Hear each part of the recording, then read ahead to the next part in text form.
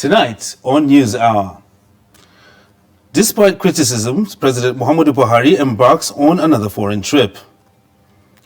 Job losses as Kado Industries cope with harsh economic realities. National Judicial Council sanctions errant judges for conflicting court orders. And in sports, winner of Trust Golf Tournament receives parting gifts from corporate organizations. Hello and welcome to Trust TV News Hour. I am Ibrahim Yusuf. The news in detail. President Muhammadu Buhari has departed Abuja for Istanbul, Turkey to attend the third Turkey-Africa Summit hosted by President Erdogan of the Republic of Turkey. According to the organizers, the theme of the summit is Enhanced Partnership for Common Development and Prosperity. And the agenda includes reviewing the cooperation between African countries and Turkey since the last summit in 2014. The third Turkey-Africa Partnership Summit is coming on the heels of President Erdogan's recent state visit to Nigeria, during which several agreements in the field of energy, defense, industry, mining, and hydrocarbons were signed to expand existing bilateral ties. In a statement issued by the President's Senior Special Assistant on Media and Publicity, Garba Shehu, the President is expected back in Abuja on Sunday, December 19th. Meanwhile, President Buhari's frequent visits or foreign trips is generating criticism and condemnation in the wake of the myriad of domestic and security challenges in the country. Ilyasu Gadu is a former Foreign Service officer, and he speaks on the latest trip embarked on by the President. Well, my comment is that it shows the level of insensitivity and so out of touch that the President is with the feelings and the sensitivities of Nigerians regarding his frequent foreign trips, especially given the fact that we have so many pressing issues in the country that needs his attention. We have not yet finished digesting the recent, massacre of, innocent Nigerians in Sokoto. He has not even seen it fit to visit Sokoto State government, and Sokoto State especially, to be able to commiserate and to make a pronouncement that Nigerians want on how these dastardly events, these dastardly activities could be prevented and could be stopped going forward.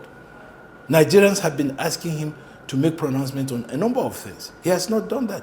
But every opportunity that he has to go, sometimes not even necessary, he goes out.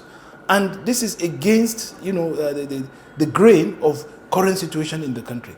And we believe that some of these trips actually could be, could be done or could be handled by lesser officials of government. In fact, if there's any reason at all for him to undertake this trip, he should have allowed the Vice President, who is in charge of economic affairs, to attend, or the minister responsible for this, affair, which is on economics, to go, or trade, to go. But he just came back from another round of trips to about 4 or 5 countries just last week, and now he's off again to Turkey.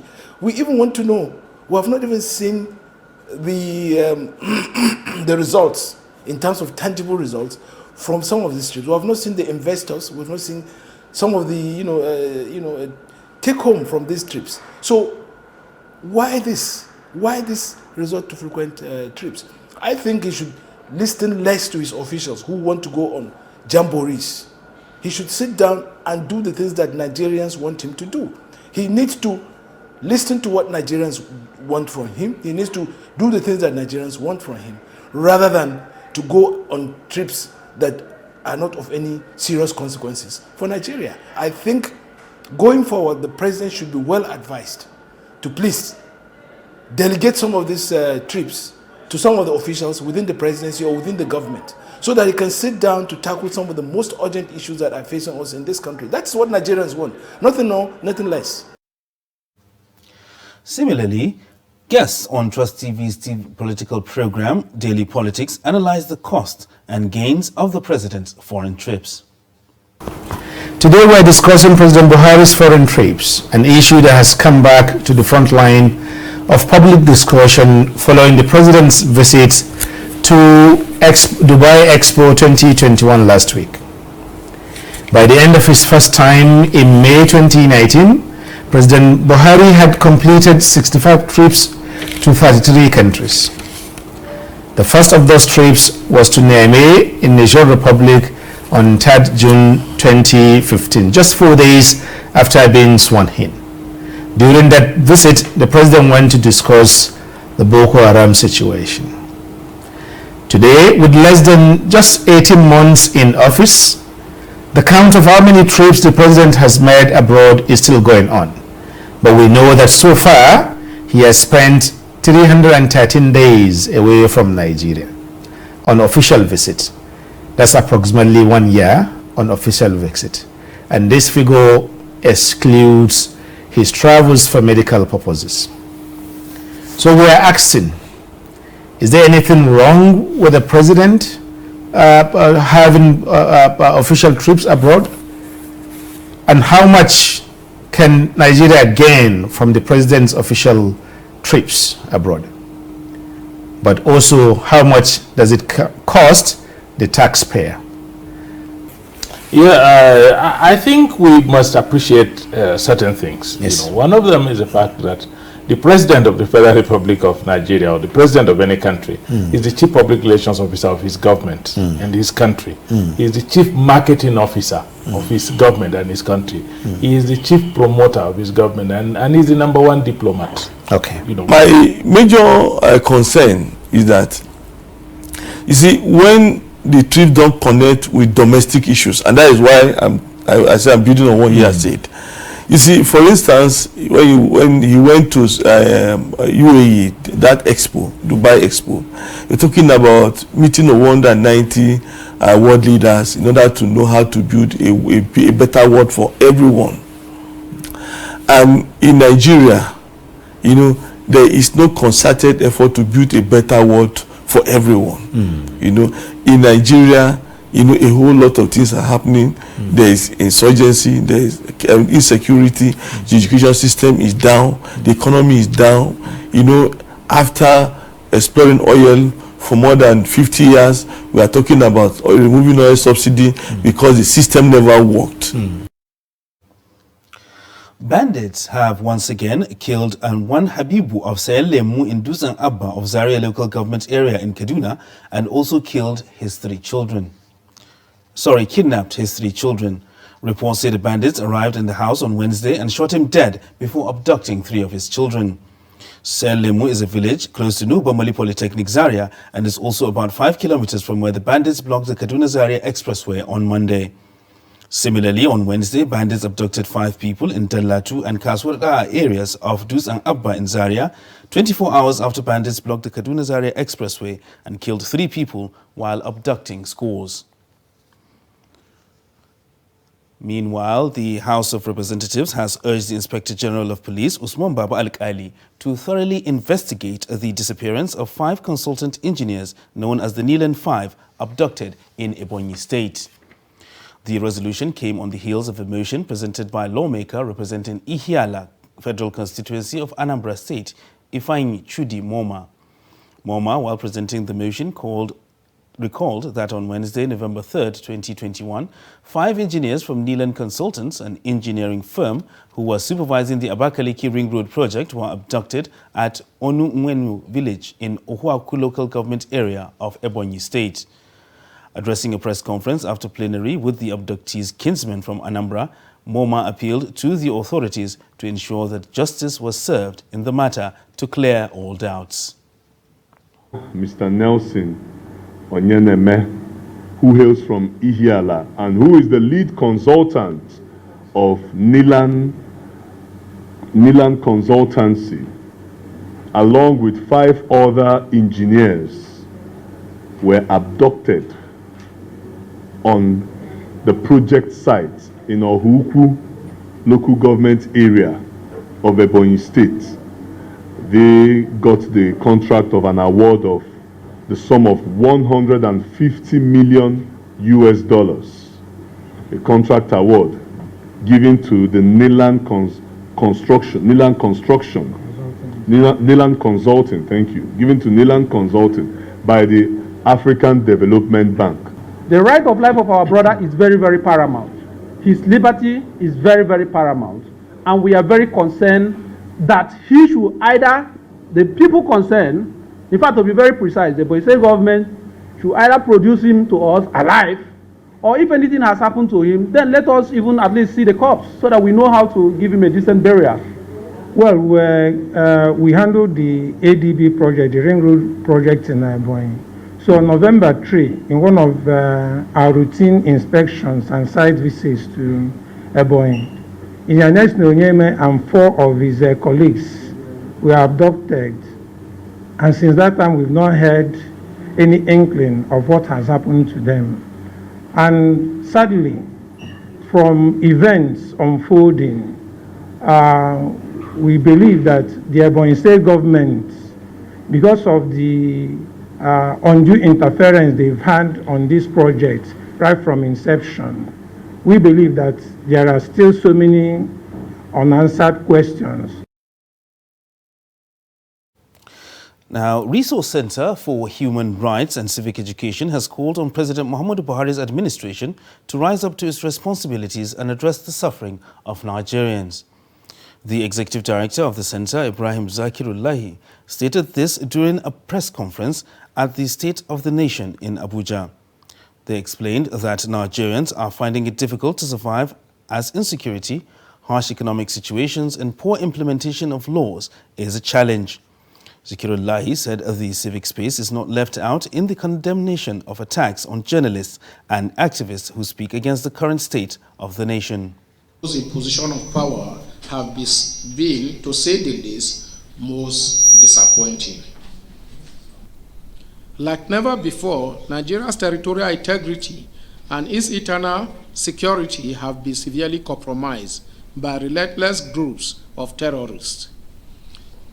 In recent times, the state of the Nigerian economy has been a source of utmost concern for citizens. The inflation rate has gone beyond control, leading to the astronomical rise in the cost of living. Attacks and threats against journalists and human rights activists has intensified all through the year. Even in cases where the state is not directly carrying out the attacks against citizens, activists and journalists, there is now an emerging trend of mobilizing thugs and street urchins to inflict harm on those who insist on invoking their right to demand accountability from the government. President Muhammadu Buhari must rise to the occasion by assenting to the Electoral Act amendment, which the National Assembly has passed and transmitted to him. Government of the People's Republic of China has offered to send a high-level delegation of criminal investigation experts to meet with Nigerian security agencies. The Chinese ambassador to Nigeria, Kui Jin-chung, disclosed this in Abuja while speaking to journalists on the sidelines of the October 1 China-Nigeria Friendship Award to students of the Ahmadu Bello University, Zaria. Kui said the move by China is part of its support to tackle insecurity bedeviling Nigeria, disclosing that security experts are expected to arrive in Nigeria soon. Chinese president, the Chinese central government really is concerned about the situation in Nigeria. Not only the Nigerian people, Nigerian government, and also concerned about the situation, the Chinese national in Nigeria. So we are working hard, how can we get support from China? So I know the situation here in Nigeria really is very, very critical. Not about image, not about reputation. I think that really concerns every Nigerian. And I do believe this is not issue, it's not only the Nigerian people and the government, and also we need international support. So we think that how can we get reliable, qualified, and also the responsible partner from the international community. And also I report to Beijing that we have to do something for Nigeria. So now the government, the central government made a decision to set a high-level delegation, especially for the criminal investigation expert. They have real experience. At this time, they come to Nigeria and try to talk to the people, talk to the government. How can they find a way, work together to overcome the challenge that we are facing. It's the first day 4 people will arrive this Saturday, and I believe that is a good start. Let me first of all sincerely appreciate the effort of government. When we began to see signs of insecurity around the campus, we made a special trip to the Inspector General of Police, to other government agencies. There are things that I may not mention publicly, but just to say that the response was very, very good. The Inspector General of Police, for instance, sent a lot of reinforcements around the campus, and even equipment and men. So far, the campus is fairly secure. So far, so good. Very, very edifying. You know, when students excel, there is need to recognize that excellence. And this is one of those gestures by the Chinese government through the Chinese embassy. Meanwhile, the Kano State Police Command has confirmed the arrest of over 200 people in connection with various crimes committed across the state. Addressing a news conference, the Command Police Commissioner, Ismail Adiku, told journalists that the police is a synergy with sister security agencies and other relevant stakeholders to ensure a successful Christmas and New Year celebration in Kano. Trust TV's Idris Jibril now reports. As Nigerians prepared for Christmas and New Year celebrations, suspected criminals across the Nigeria's second largest city of Kano seems to have intensified their activities. But these ones were not as lucky, as police crackdown may have ended their campaign of criminal activities.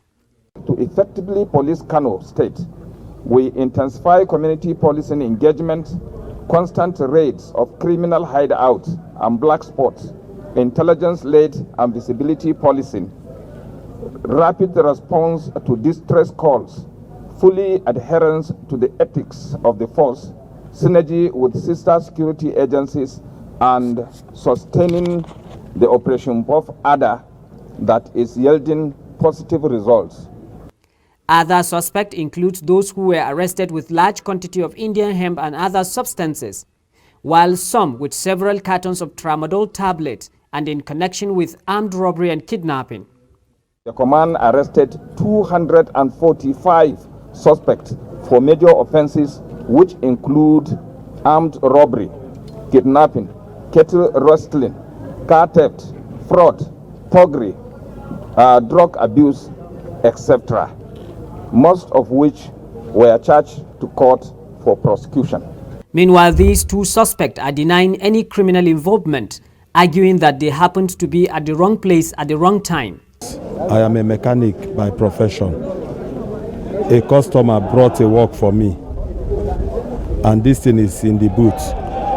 We are working on his car, engine work, so the work will not finish that day.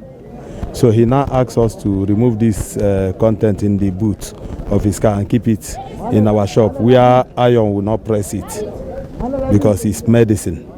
So I don't know the meaning, I don't know the name of the medicine. All I know is that I know he used to sell drugs in the market.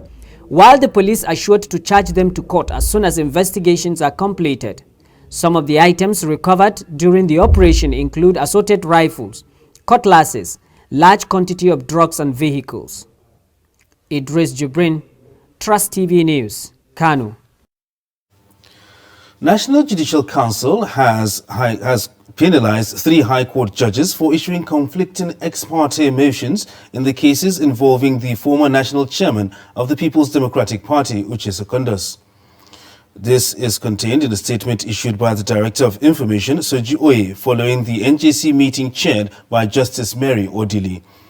According to the statement, the affected judges are Justice Okogule Basam of the High Court of River State, Justice Nusirat Umar of the High Court of Kebbi State, and Justice Edem Kofri of the High Court of Cross River State. The statement said the affected judges should be barred from promotion between the next 2 to 5 years. They should be issued with warning letters and placed on its watch list. The Academic Staff Union of Universities, the Non-Academic Staff Union of Universities, The National Academic Association of Technologies and Senior Staff Association of Nigerian Universities, under the umbrella of the Joint Action Committee, on Thursday padlocked the two entry gates of the Ibrahim Badamasi Babangida University, Lapai, Niger State, over unpaid allowances due to the four unions by the university management. Chairman of the Joint Action Committee, Adamu Isa, in a letter also signed by the Secretary of the Committee, Bala Ezekiel, said the strike is total and indefinite until their demands are met, also confirming that negotiation is going on with the unions towards resolving the crisis. Meanwhile, students of the university who are currently writing their 2020 and 2021 first semester examinations were not allowed into the university as the two gates were locked by the union, while students living off campus were stopped from entering the campus for their examination and those in hostels were forced to vacate. You're still watching Trust TV and this is News Hour. Coming up after the break. Abuja manholes and safety risks. This and more after the break. Stay with us. Get latest updates on current topical issues and breaking news by downloading the Trust TV mobile app on your Android devices. Go online, click Google Play Store, search Trust TV, install the app, and get doses of unfiltered information on happenings all over the world in your pocket. Trust TV, documenting the Nigerian story.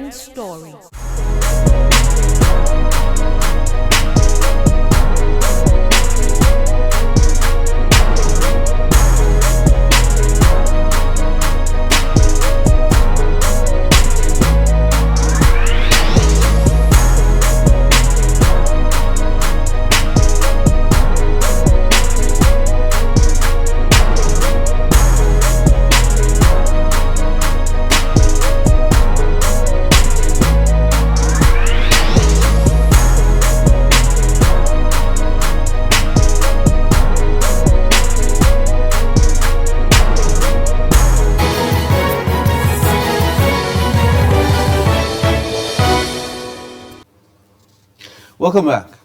Now let's take a look at some of our top stories. President Muhammadu Buhari has departed Abuja for Istanbul, Turkey, to attend the third Turkey-Africa Partnership Summit hosted by President Erdogan of the Republic of Turkey. And National Judicial Council has penalized 3 High Court judges for issuing conflicting ex parte orders. And moving on to other news now. The Nasarawa State government is to establish a Lassa fever testing center as the disease hit the state and claimed the lives of 2 consultant gynecologists, a woman and a baby. The Chief Medical Director at Al-Hatu Araf Specialist Hospital, Ikrama Hassan, stated this while addressing healthcare workers from the facility who staged a solidarity procession in honor of their deceased colleagues. According to the CMD, the management of the hospital, in conjunction with the state government, expressed its unreserved preparedness and willingness to do all within their powers to ensure that the state establish a testing center for Lassa fever. Ikrama explained that the 2 consultant gynecologists got infected after performing surgery on a probable case of Lassa fever. The industrial sector in Kano is collapsing, even as small businesses are trying to survive harsh economic realities.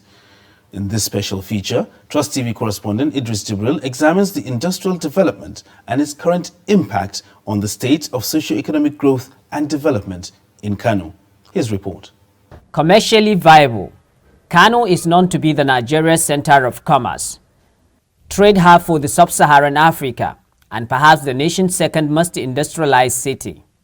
Its famous Kantinkwari textile market, the popular Abubakar Rimi market in Sabongari, the busiest multi-purpose Singa market, the Africa's largest grain market in Dawanau, and of course the Asian Kurmi market all tells a story of a promising economic opportunities in Kano. The industrial development of Kano started at between 1920 and 1930, when the then Emir of Kano, Abdullahi Bayero, established Kano Waterworks, which was used to generate electricity. The Emir of Kano, may Allah continue to rest his soul in perfect peace, he is the Alpha and Omega, and it's like he bulldozed his way to do that, because the contribution of the colonial masters is only about 20,000 pounds and in kind, by giving, I think, the engineer also, by providing the engineer that supervised the work. But the 200 plus thousand pounds was sourced and paid by Kano Native Authority, Kano NE, which is under the leadership of the King Emir of Kano that time. By 1940, real industrialization in Kano began with the establishment of mainly soap and some few confectionery factories. But the state witnessed its industrial boom following the federal government import substitution policy of 1970, during which Bompai and subsequently Chalawa and Sharaɗa industrial estate were established, with over 500 industries and factories functioning then in full capacity. By mid-80s to early 90s, based on membership of Manufacturing Association of Nigeria and non-members of MAN, there were about 500 industries in Kano in between that time. But the MAN members are 200 and something, and non-MAN members are almost 200 and something. So making about 500 as at that time, which shows the highest number of industries in Kano. The significance of this industrial boom, however, led to a massive job creation, which lifted thousands out of poverty, provide government with billions of naira in revenue, led to a significant reduction of high cost of living, and improved Kano's foreign investments. Unfortunately, from early 90s to date, things seems to have fallen apart for Kano, with a little below 150 industries operating far below the factory's capacity at between 20 to 30%. Well, this is how it is behind me here in most industrial estate here in Kano, a dump site. These industries have been closed for many years, and there is nothing inside, only that people used to come and dump refuse here. And this is happening in almost all parts of Kano's industrial estate of Sharaɗa, Chalawa and Bompai industrial estates. In Ajuket Capital, the problem of raw materials and high cost of electricity tariff are some of the major factors responsible for Kano's industrial crisis. As of today, the cost of electricity in Kano is about 72 naira per kilowatt hour, while that of Lagos and Ogun axis is about from 40 to 50 something naira. Why am I saying this? From a layman's point of view, they may not understand the implication of this. Like this factory we are talking about now, we are paying close to 30 million naira per month for electricity. So if we have the same company with the same capacity in Lagos or Ogun, they'll be paying roughly around 19 or 20 million as per the cost of electricity. If you multiply that by 12, how much is it in a month? Despite this disturbing status of Kano's industrial sector, few industries are managing to keep body and souls together. Adamawa State Government has moved to boost cotton production in the state following the introduction of genetically modified cotton seeds approved by the National Biotechnology Development Agency. The state government lamented the decline in cotton production in the state over the last decade. Governor Ahmadu Fintiri, represented by the Permanent Secretary, Ministry of Agriculture and Livestock Development, Mrs. Dorothy Augustine, disclosed this at the introduction of hybrid vegetable seeds to farmers following the success of hybrid cotton seeds introduced in the state. The report. These farmers have come to witness the introduction of hybrid vegetable seeds to farmers in Adamawa State. Governor Ahmadu Fintiri is here represented by the Permanent Secretary, Ministry of Agriculture and Livestock Production, Mrs. Dorothy Augustine. The introduction of genetically modified vegetable seeds is taking place under the watchful eyes of Deputy Director, National Biotechnology Development Agency, Dr. Rose Gidado. Following the success earlier of the introduction and deployment of Polygat 2 the genetically modified cotton seeds, which NAFDA said will help boost cotton production in the state. Farmers are excited about the prospect of the success of the improved hybrid seeds. However, their concerns are about the cost of farming inputs, particularly the high cost of procuring the Mayako BT cotton seeds. The state government said the introduction of Mayako BT cotton is aimed at revitalizing cotton production in anticipation of the federal government's vision of reviving cotton ginneries and textile sector. The revival of cotton farming will not only enhance income levels of farmers, but also strengthen the economy of the state by employment generation, revival of cotton-related industry, and lint export. Biotechnology is giving us a second chance to revive moribund textile industries, and this revival will be incomplete if we fail to get the extension aspects of it right. But reviving cotton production has some hurdles, as farmers complain of costs of inputs.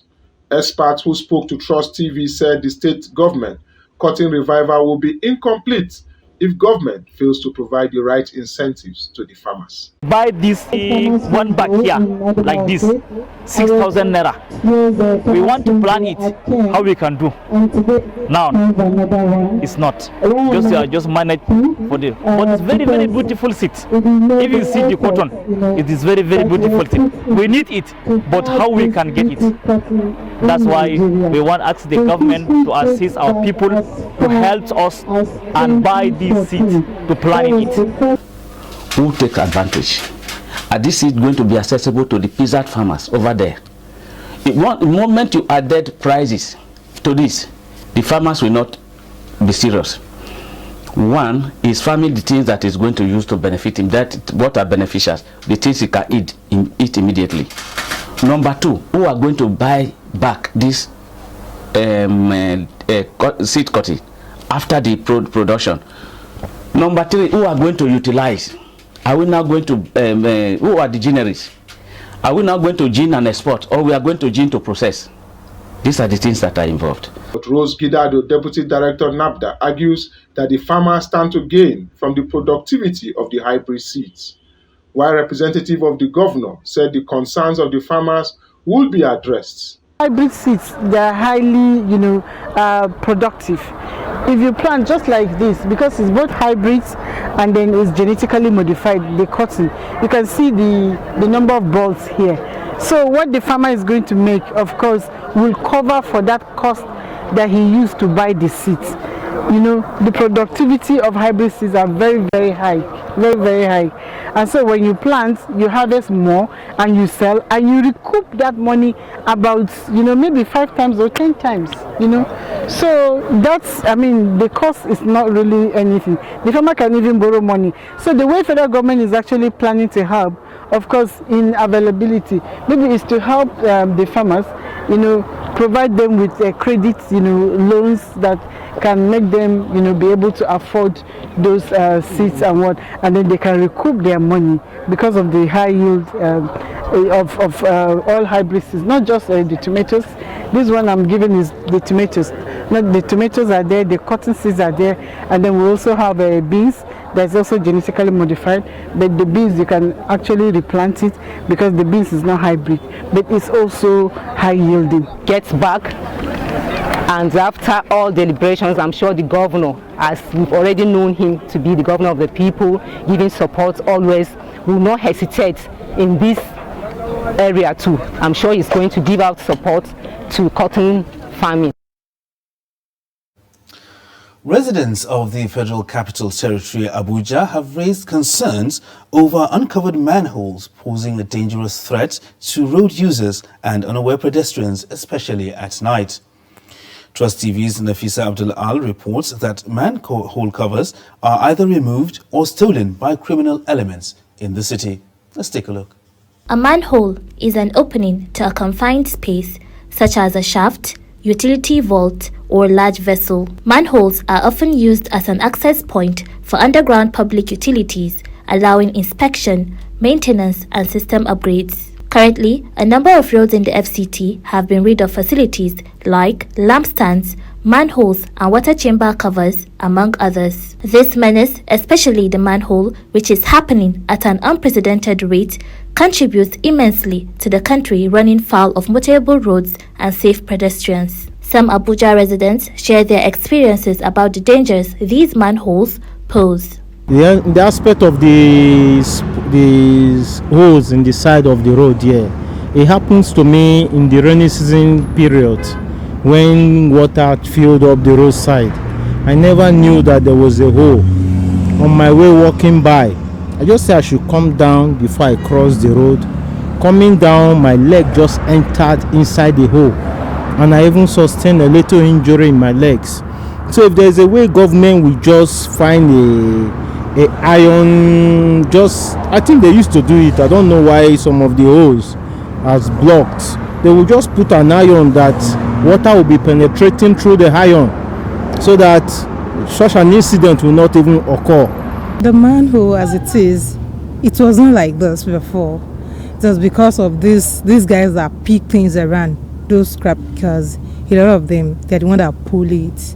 And it's always scary when you bump into it, like in an unexpected area, be like, oh my God, am I not going to fall? So I think what we can do, even if we keep replacing, even if governments keep replacing it, we can like be on the watch out for it together, because there is one across like the road there. My office is just down there, and anytime I'm coming in the morning, I'm like, oh my God, I didn't want to fall into this. And just last week, I saw that it has been covered again. I'm like, oh, thank God, like this has been covered, because I think we need sensitization. And apart from that, you know, that's removal of those manholes. They are just secondary. The primary thing is these guys that are on the streets. These people that, okay, fine, there is nobody to cater for them. They don't have like anybody to look up to. I used to drive in Otako, Uye side. I used to see the holes in the Uye. There's no blocking. People are passing on. Some they fall into it.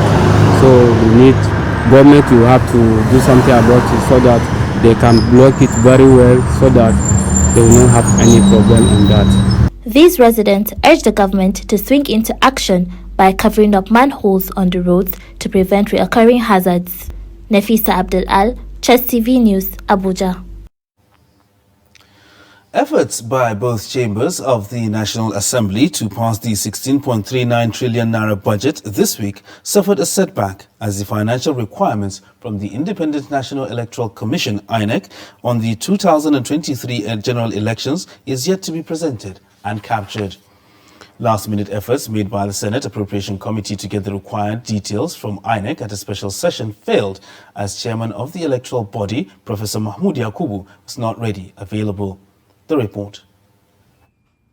President Muhammadu Buhari had, upon assumption of office in 2015, initiated a January-December fiscal calendar. This is to pave way for ease and prompt implementation of annual budgets.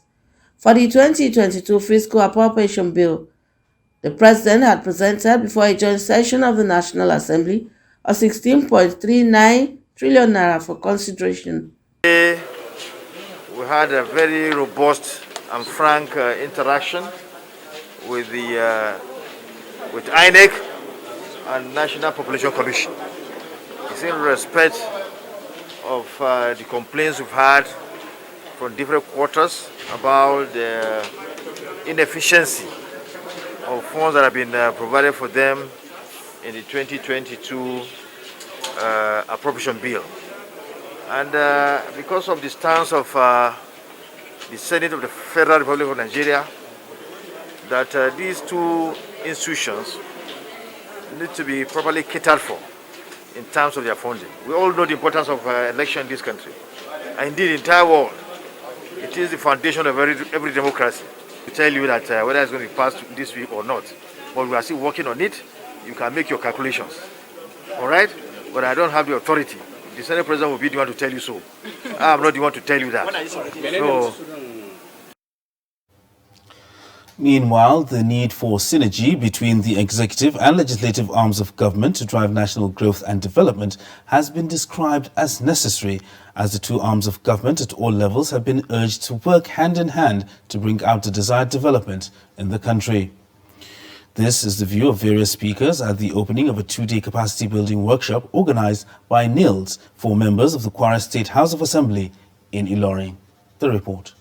The management of the National Institute for Legislative and Democratic Studies is organizing workshops across the country for members of the legislative arm in the country, and it is the turn of the Kwara State House of Assembly members to benefit. That the governors across states should not see this autonomy for the legislature as a form of conflict. You see, when you are giving the legislature the autonomy to access their funds, to operate, you are enhancing good governance. You are giving them the liberty to take decisions, to debate issues, to engage in discourse, to engage in motions and resolutions that will better the lot of the people you govern.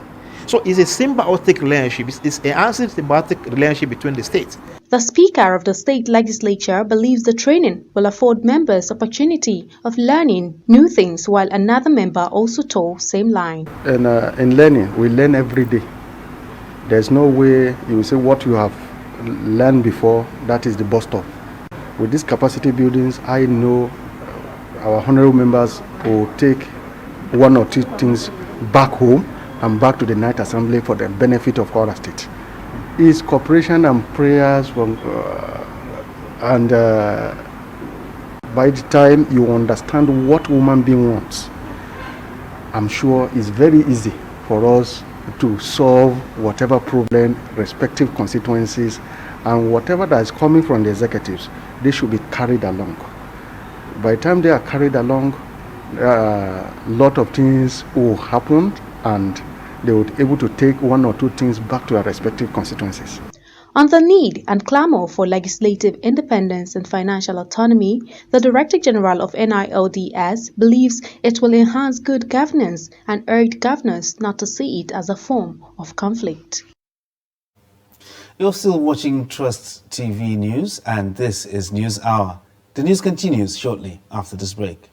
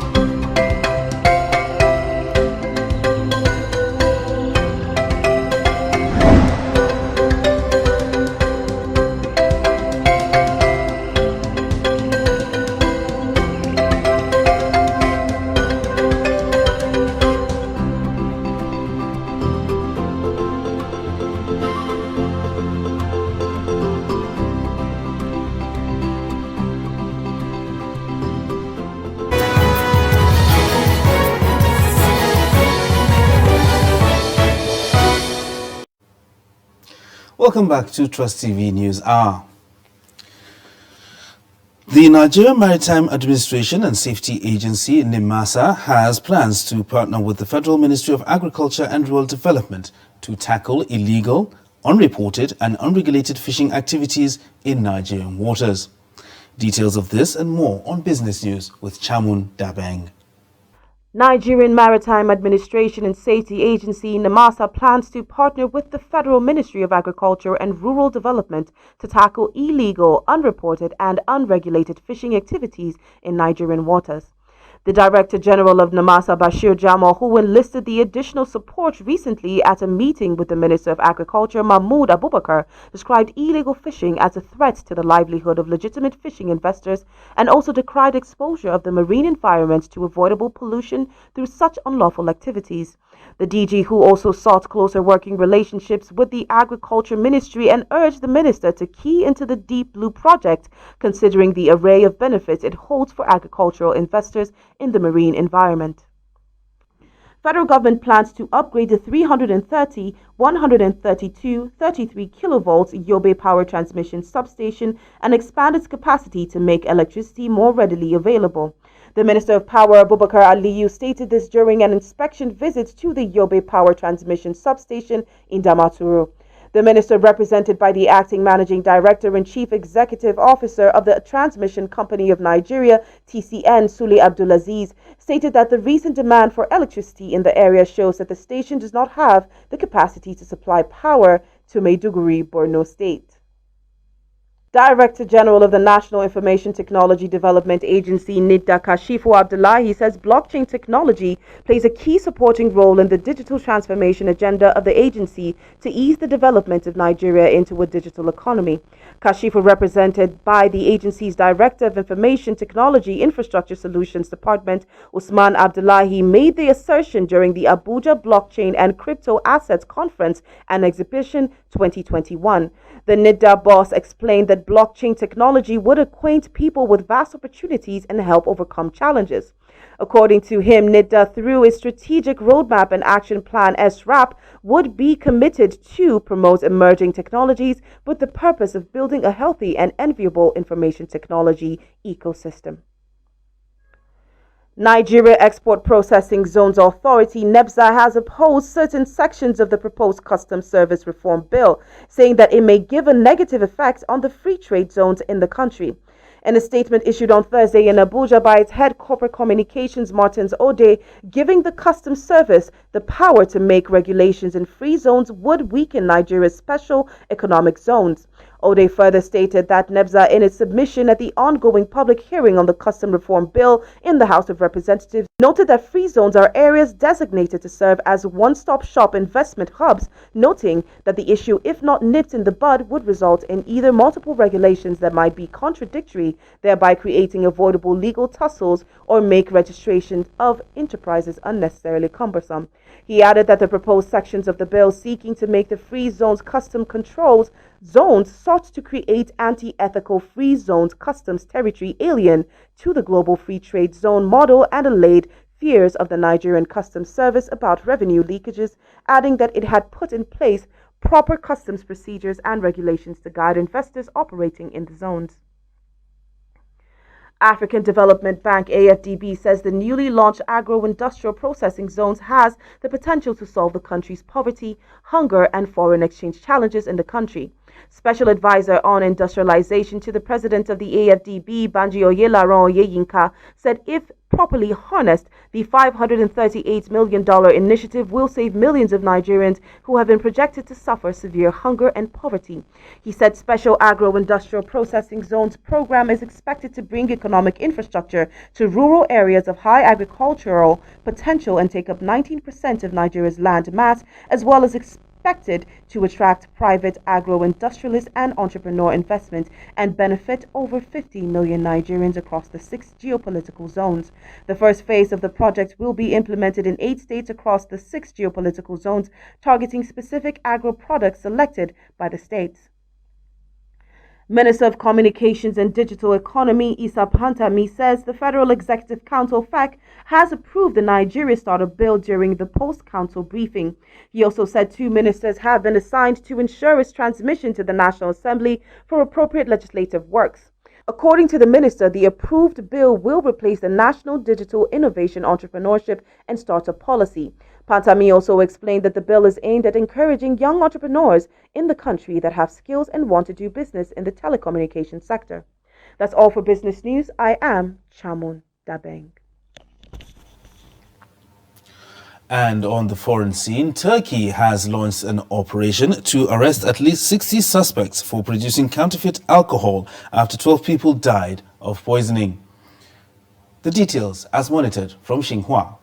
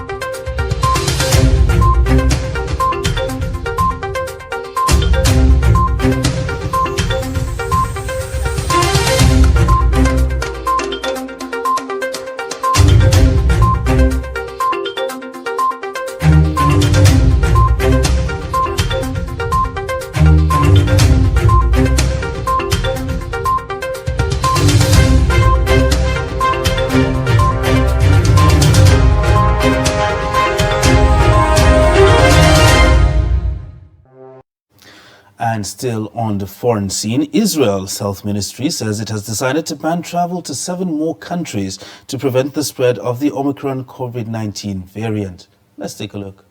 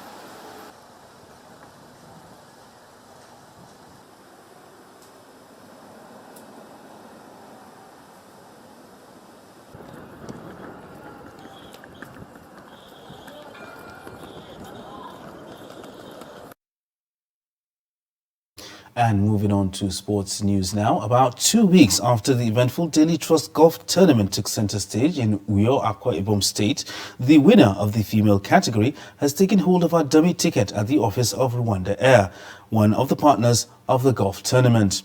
She was presented with the ticket accompanied by the vice captain, TYR International Golf Resort and Country Club. Chijoke Okafu was there, now reports.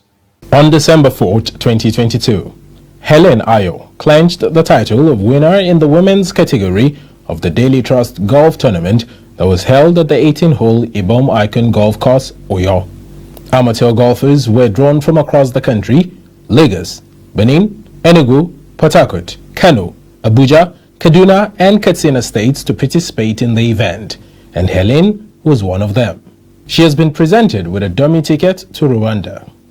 The tournament that was organized by the Daily Trust were being invited, and to the glory of God, as a TYB club member, I emerged the first position, which I'm very, very grateful to the Almighty God and to the club and to especially the Daily Trust, the organizers. It's been a wonderful tour. I had never seen a wonderful tour like this. From the beginning of our arrival, it was awesome. Daily Trust, I give it to them, back to back. Helen is getting an all-expenses-paid golfing weekend in Kigali, Rwanda. 3-night stay in a 5-star hotel in Kigali, 2 rounds of golf at the premier 18-hole Kigali Golf Club, and a business-class round trip on Abuja-Kigali ticket on Rwanda Air. This is according to the head sales department of Rwanda Air Abuja, Ogene Karo Atamu. Oh, she's going to have the time of her life. You know, Rwanda is the next big thing, you know, in Africa. You know, talking about tourism experiences. Rwanda is visa-free on arrival. You know, it's the cleanest, Kigali is the cleanest city in Africa. Rwanda is one of the safest countries in the world. you know, so she gets to experience all these things, you know, and of course, like I said, since she's a passionate golfer, you know, she will experience the 18-hole golf course, in Kigali. She will also experience, you know, a bit of, you know, the experiences, the Genocide Museum, you know, city tour. There's so much that she can do, you know, to experience the country, Rwanda. The Vice Captain, TYR International Golf Resort and Country Club, Brigadier General Gagji Goshwe Shipi, retired, was also present to show support to the exceptional talents Helen displayed at the tournament. There's nobody that hates a winning team. In fact, we were really elated when the results came in, and we saw that the overall winner was a member of our club. In fact, our joy knew no bounds when we got that information, and we were happy that all the efforts we put in as a club, you know, yielded very good dividends, and we know that by her winning, the name of the club has come onto the golfing map of Nigeria to stay. If you go to most golf clubs, you see a lot of young men and women, you know, even kids in schools, in university, in high school, you know, playing golf. And a lot of things have been put in place to make the game available to, you know, to young people. Clubs get all the facilities, you know, in place for anyone who cannot afford to just come and pick and have a run of the game and then come back. And then, of course, those that are empowered, you know, also find a way to sponsor younger ones. The popularity of golf is growing in Nigeria, and with the advent of tournaments like this that encourage emerging talents in the sport, it could be a turning point in the history of golf in the country. Chijoke Okafo, Trust TV News, Abuja. And now for more sports news, let's join Adeni Ajishafe. Sunshine Spikers of our volleyball club, Nigeria Immigration Service and Nigerian Police Force recorded victory in their matches in the men's category at the ongoing final phase of the 2021 Nigerian Volleyball Premier League in Abuja. Nigeria Customs Service beat NSCDC 3-1 in the men's match 18 to maintain their unbeaten run. Sunshine Spikers recorded their third win, beating Correctional Service 3-0, while Offa Volleyball Club recorded their second win as they defeated USEM Volleyball Club 3-0. Kano Pillars from a set down to beat Nigeria Immigration Service 3-1 as Nigerian Police Force got their first victory against Chief of Army Staff Spikers 3-1 in the men's match 18. But the football body has decided to rearrange the date. New date release indicated that the match involving MFM FC and Raymond Stars at Mobolaji Johnson Arena will be the only game on Friday, 17th of December, as rest of the match day 1 matches have been shifted to Sunday, the 19th of December. Third edition of ValueJet Para Table Tennis Open serves off today at the Molade Okoya Terminus Hall of Teslim Balogun Stadium, Surulere. The 3-day championship, which will be in 45 events, is aimed at shaping up para table tennis players for future events. Chairman of Para Division of the Nigerian Table Tennis Federation (NTTF), Anderson Bankole, says the competition has proven that Nigeria has talents that can compete with the best in the world, as demonstrated in the past world event. Executive Chairman, Lagos State Sports Commission, Shola Ayepeku, says the state remains dedicated to the championship to encourage athletes to work hard in order to be world best. And that wraps up Trust TV News Hour for this evening. Don't forget to subscribe and follow us across all our social media platforms. I am Ibrahim Yusuf. Thanks for watching.